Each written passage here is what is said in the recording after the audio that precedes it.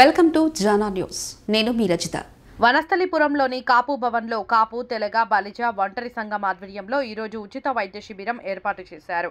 ఈ వైద్య శిబిరాన్ని సంఘం పెద్దలు రాధికా నాయుడు ముఖ్య అతిథిగా విచ్చేసి ప్రారంభించారు. ఈ సందర్భంగా సంఘం అధ్యక్షులు కోటేశ్వరరావు, ప్రధాన కార్యదర్శి పున్నయ్య, కోశాధికారి రత్నారావు మాట్లాడుతూ సంఘం ఏర్పడిన తర్వాత మొదటిసారి ఈ ఉచిత వైద్య శిబిరం ఏర్పాటు చేశామని అన్నారు.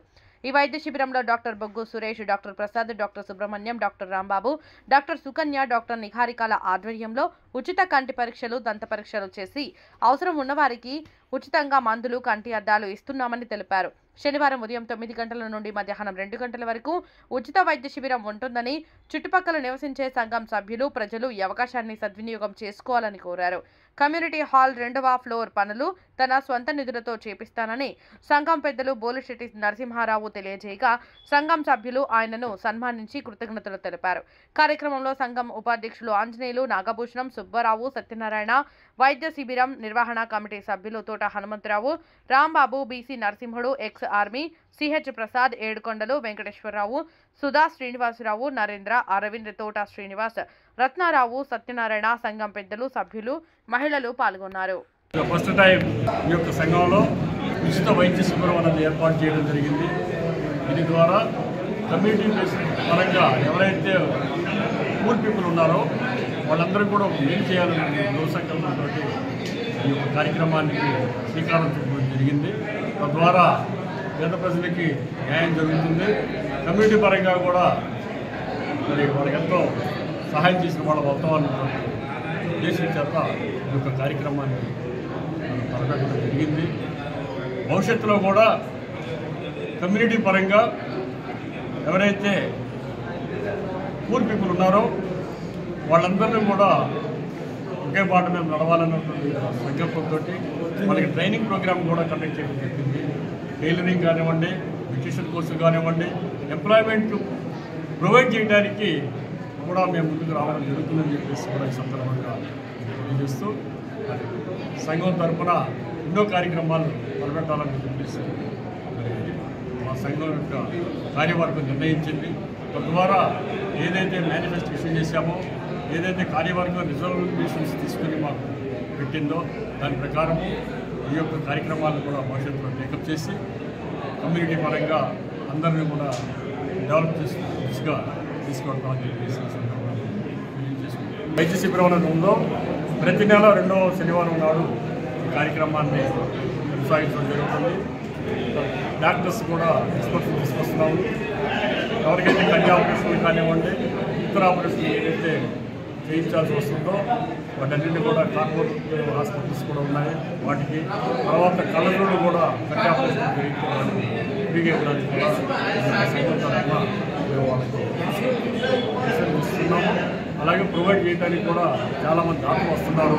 వారందరికీ కూడా ఈ సందర్భంగా థ్యాంక్స్ చెప్పుకుంటున్నామని చెప్పి తెలంగాణ బలిజ ఒంటరి సంఘం తరఫున మా యొక్క సర్వీసెస్ అన్ని విధాలు అందరికీ ఉపయోగపడే విధంగా ముఖ్యంగా వివాహ పరిచయ వేదిక కూడా ఏర్పాటు చేసి మా కాపు సభ్యులందరూ కూడా చాలా ఉపయోగకరంగా ఉంటుంది. అది కూడా త్వరలో ప్రారంభించడం జరుగుతుంది.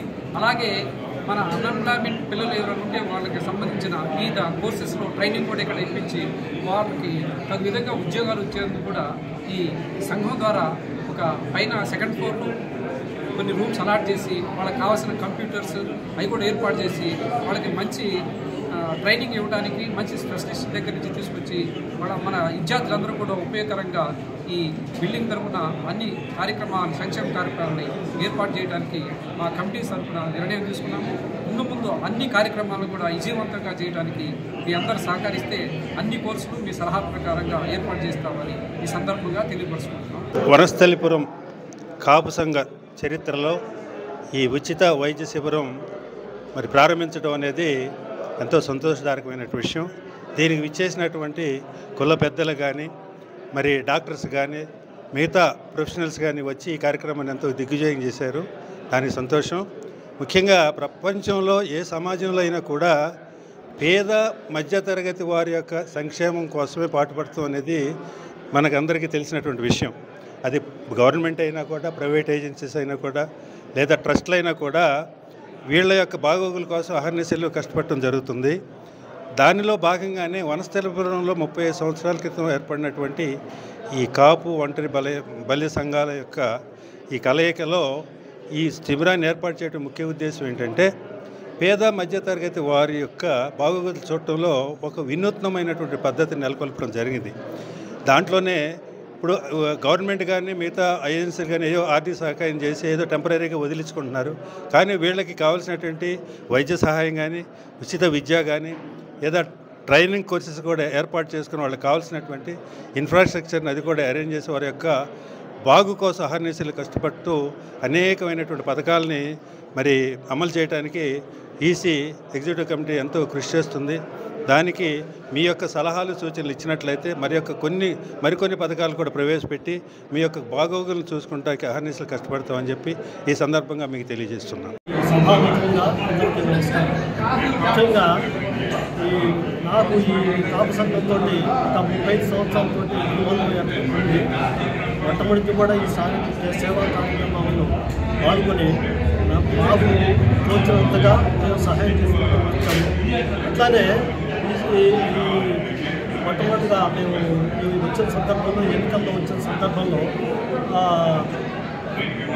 కొన్ని కార్యక్రమాలని మా కమిటీ తరఫున తీసుకోవడం జరిగింది.